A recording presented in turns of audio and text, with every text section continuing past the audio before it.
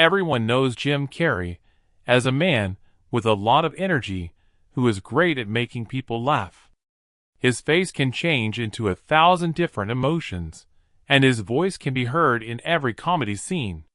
He put his whole body into the act, spinning and turning with unbridled joy. The crowd was both amazed and laughing. Every frown, every over-the-top move, and every crazy scene was a mask, a show that amazed millions. But behind those faces was a man who was balancing between being happy and tired, laughing and being quiet. While everyone cheered, Carrie dealt with shadows she couldn't see, the weight of sadness, the search for her identity, and the constant pressure of fame. A man whose life was on display for everyone to see, the private moments were a time of quiet, deep battle. That man can make a whole theater of strangers laugh. But how does he find comfort when the play is over? How does someone who is always happy deal with sadness when they're not in the spotlight? This is the tale of the man in the mask. A trip through success, failure, creativity, and strength that shows the world a side of Jim Carrey that they don't usually see. The 17th of January, 1962 saw the birth of James Eugene Carrey in Newmarket, Ontario, Canada. The weight of his family's unstable finances fell on him. His dad, Percy, had many jobs, from accountant to musician, and not knowing when he would have a job put an invisible pressure on the whole family. His mom, Kathleen, kept the house and her kids' fragile moods in check by making sure they had a safe place to laugh and an escape. From the start, humor wasn't a luxury. It was a way to deal with stress and fear in a home where there wasn't much security. At a young age, Carrey found comfort in laughter. As a kid, he would pretend to be teachers and friends, make up voices, and put on shows for anyone who would watch. Those little moments of happiness were not only fun, but they were also his first experience with power. Being able to change attention into connection. Laughter became a way for him to take charge of a world that was often unstable and uncertain. By the time he was 12, he was acting in local talent shows and getting some small cheers. More importantly, he learned that the stage could take away the pain he was feeling inside. Over time, the family's money problems got worse. There were times when their apartment lights were turned down because they owed money on their bills, and when meals were hard to come by. The shadow of lack was everywhere in their daily lives. Carrey didn't talk about being sad as a child, but the stress in his home made an impression. At that point, his show was both an act of defiance and a way to stay alive.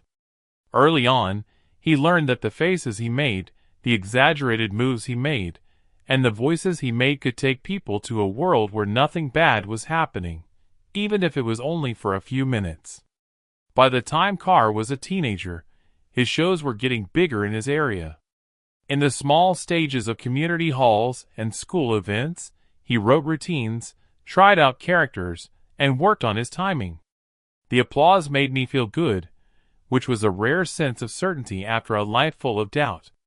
During these critical years, he realized that comedy has two sides. It can make people laugh while hiding deep-seated problems. He laughed to hide his fear, and jokes to hide his weakness, which was a trend that would stay with him throughout his career. Carrey started doing stand-up comedy in Toronto in the late 1970s. These early trips were small and often tiring, but they taught us how to be strong and connect with our audiences. With each set, he learned timing, rhythm, and how to read a room subtly, which would become his unique style. It was a slow process to go from small clubs to TV performances, but the foundational truths stayed the same. Comedy saved the day. It was a way to get from your private self to the outside world and deal with the uncertainties of life with skill, charm, and never-ending energy. Carr's drive took him to Los Angeles in the early 1980s. He came with a bag full of jokes and a notebook full of thoughts. He was determined to turn survival into a job, so TV became his test bed. Appearances on shows like The Tonight Show gave him brief moments of fame, while writing and acting for variety shows improved his skills. As he made people laugh and held their attention, the lesson he had learned as a child came back to him. Funny things can be both a shield and a ticket. In those early years, Carrie learned that laughter was more than just a nice thing to have. It was a way for her to get through a life full of confusion, find her identity, and connect with the world, even when she was scared, doubtful, or going through hard times. By the early 1990s, it was hard to avoid Jim Carrey's name. His roles in Ace Ventura, The Mask, and Dumb and Dumber created a new type of humor that was wild, physical, and not at all restrained. People laughed out loud because he brought so much energy to every scene. Carr had a huge impact on pop culture right away, and it opened to huge numbers at the box office.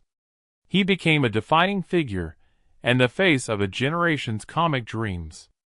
A decade ago, people would not have believed that so many people could become so rich from being successful.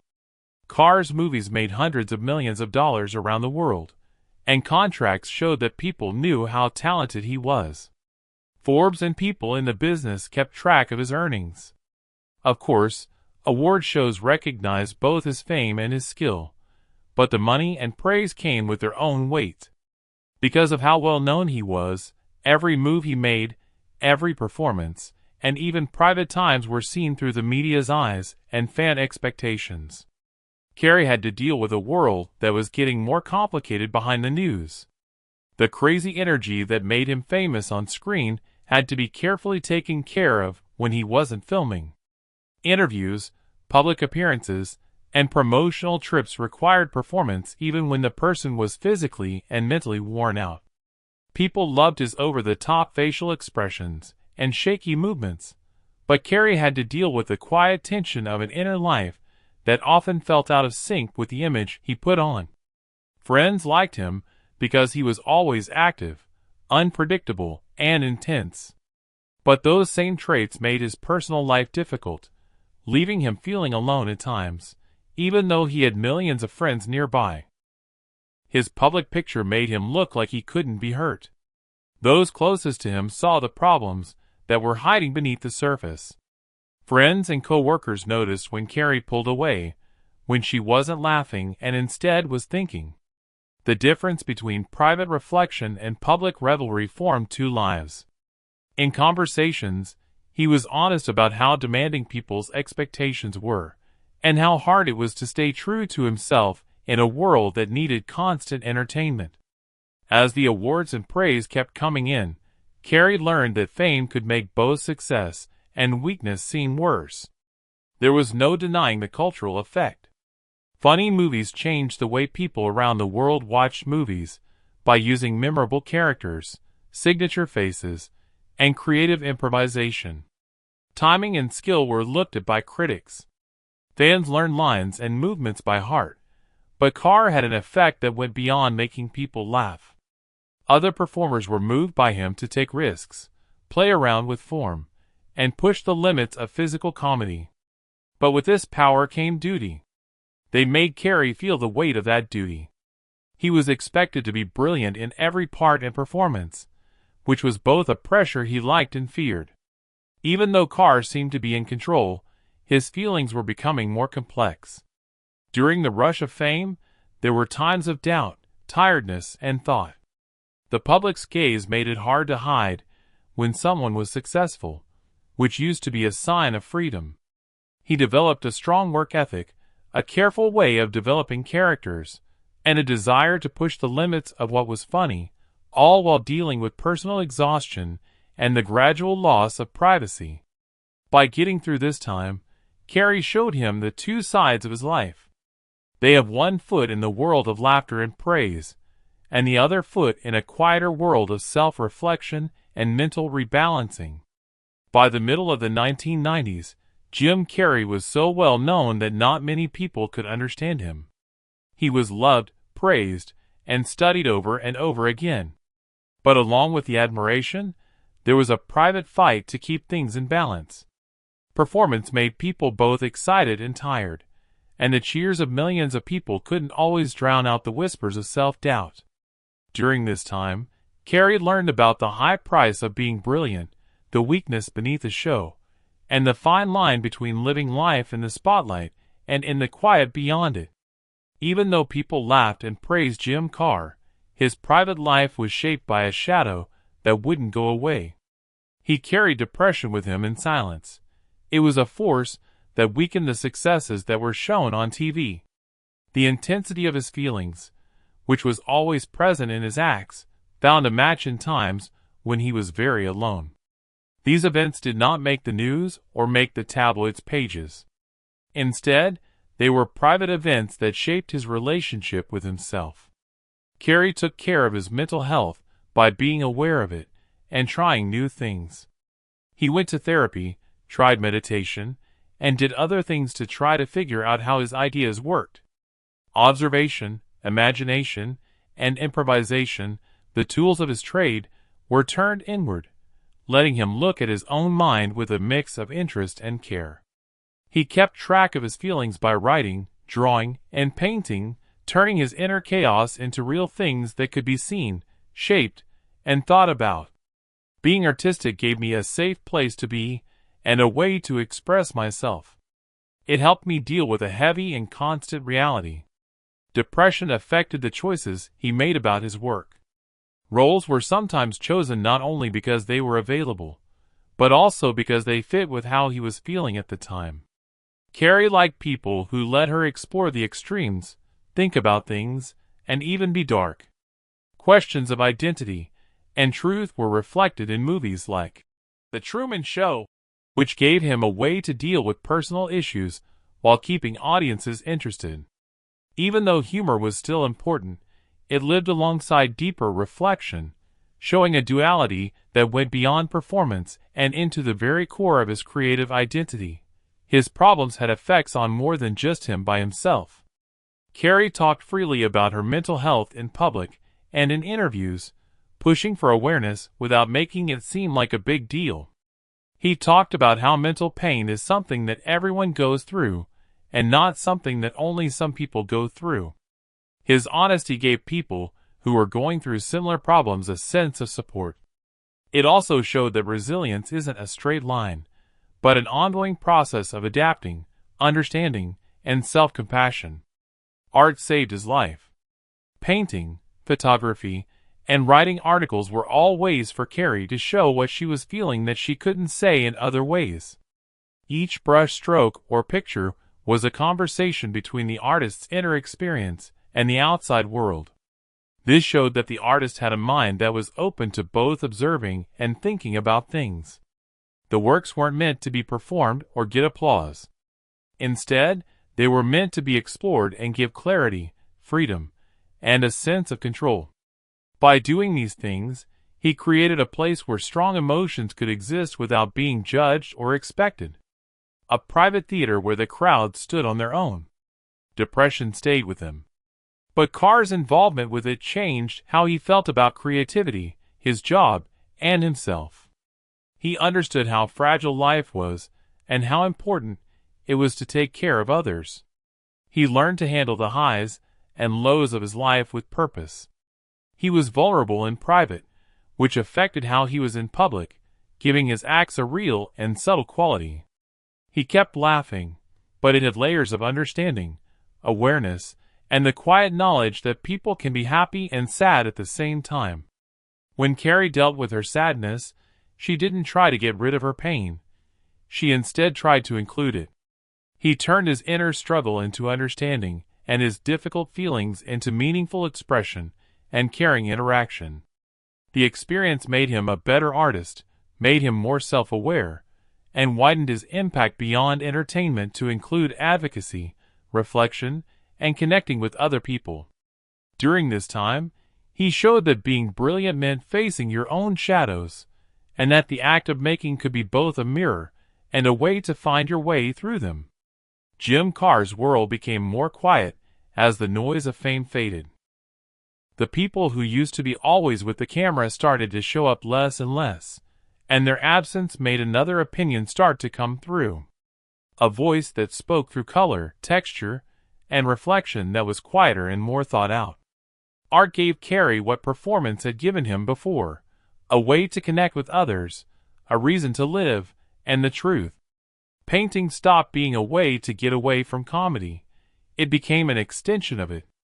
It became a new way for him to describe what words couldn't hold. His studio turned into a safe place. Canvases that were stretched across walls were full of bright, bold color. Each stroke showed different levels of emotion that were built up over years of inner strife and creative energy. Carrey used painting to think about who she was, her faith, and how time went by. He painted scenes that made you think of memories, faces that looked back at you, and abstract shapes that moved like your thoughts. His work was highly personal, but also open to different interpretations. It connected the pain of one person to the pain of everyone else. Carr didn't just walk into the art world. His paintings were shown in art shops all over the U.S., from Los Angeles to Las Vegas. People who reviewed his work said it was raw, emotional, and completely honest. In the short video, I Needed Color, Carrey talked about how art helped her heal and make sense of feelings that she hadn't talked about in years. He learned that painting needed presence, just like acting did, but this time the focus was on himself instead of the audience. The process was calming, and each finished piece was a visual release, similar to how laughter is a quick fix. After that, photography came along as another way to tell a story. Through his lens, he caught the soft beauty of flaws, stillness, playfulness, and depth. Each picture showed a deep interest in how people show feeling, just like his lifelong study of faces and emotions. Carr's artistic vision, which used to be limited to movement and talking, grew to include stillness and silence. He could talk to people outside of performances through the visual arts, which connected his inner life to the outside world through images and reflections. This change in his work didn't mean he was rejecting his past. It meant he was continuing with the same instinct that made him funny. At the heart of his work was always the desire to touch people emotionally. Tone made a difference. There was now silence and thought where there had been noise and movement before. Carrey used paint and the camera to show how she felt about life, love, death, and what it all meant. His work showed that he had been on the verge of success, feeling, and expression in the past, and he was now looking for a middle ground. This change was shown in documentaries and interviews. People who had only known him for his crazy sense of humor now saw a thoughtful person talking about awareness, creativity, and empathy. The face that used to be able to make crazy expressions now looked calm and thoughtful. People were able to see Carr not as a performer looking for respect, but as a person trying to understand others through his art. It wasn't about being perfect or pretty. It was about being honest, giving shape to things that can't be seen or touched, and giving the unseen respect. During this time, Carr's life turned into a study of how things change over time. He switched between movies, painting, photography, and philosophy. The artist behind the laughs hadn't gone away. Instead, he had grown.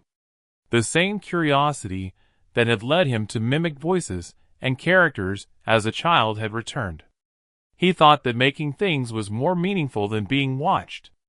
By turning his own experiences into pictures, he changed what it meant to be successful. Not praise or fame, but calmness, freedom of speech, and understanding. And in this new chapter, Jim Carrey showed that art, like laughter, can carry truth. It speaks of pain, healing, and understanding in a way that words can't. What started as a way to stay alive through humor turned into a way to communicate through color. It was a full circle of creativity that linked his earliest feelings to his most recent discoveries. The man who used to be known for moving all the time found a greater rhythm in the stillness of his art. The quiet beat of a person that is still making things, looking for things, and being alive. Life, even the most exciting ones, can lose its sharp points over time. And for Jim Carrey, the years went by, and he thought about things instead of running away. His screens used to be filled with his crazy energy, but he started to see being still as a sign of power. In his later years, he didn't pull away, but instead quietly changed his goals. Carr's reputation was already set after decades of groundbreaking comedies and performances that changed the way people saw theater. But his attention moved from the praise to the realness, from recognition to meaning. He started to talk in public about getting older, being creative, and how fragile mental and physical health can be. There were no big claims or false hopes made during the talk. It was based on the truth of what people actually go through. Carrey talked about how mental health and self-awareness were connected and stressed that seeking approval from others can never replace the need for inner peace. He knew that success, even if it was short-lived, could lead to something much more lasting, a better knowledge of himself and others. His later work showed how mature he had become. He played quieter, more thoughtful parts on screen that showed how complicated life can be when you're not famous. Away from the screen, his work kept changing, combining humor, philosophy, and visual storytelling.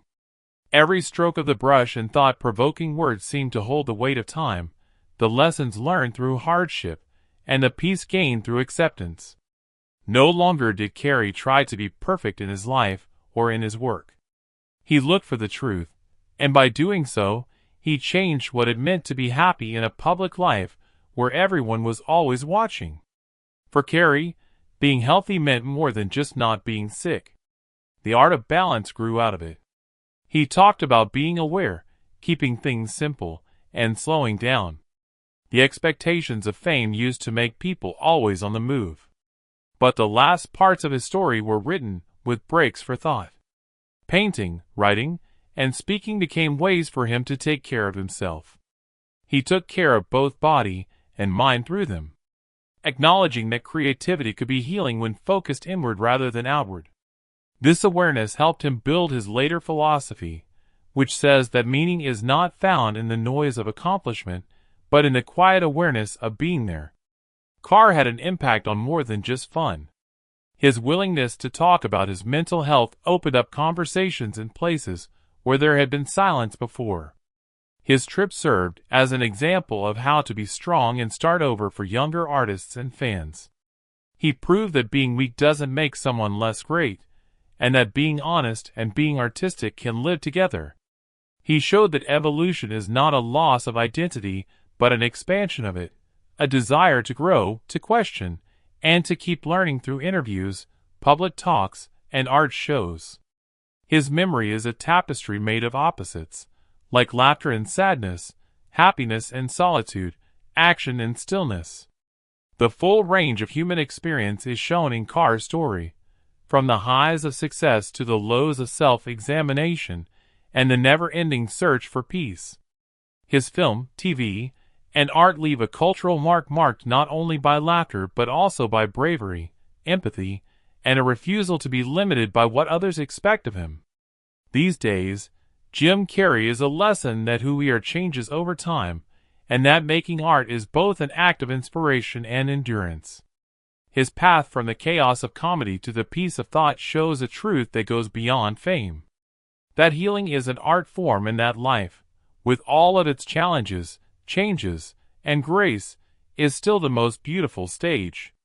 Carr's story lives on not as a tribute to fame, but as an example of how important it is to know yourself, accept your flaws, and find meaning in the quiet moments between cheers. In Jim Carr's journey, he doesn't just change, he is always becoming something new.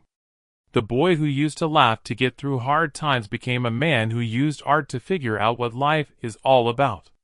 From the crazy range of his comedy to the deep introspection of his art, each step showed a search for meaning that went beyond fame. He learned that fame could shout people out, but not keep them quiet. That the best praise comes from being able to quietly accept yourself. Through pain, he found his mission. He found comfort in making things. His impact is not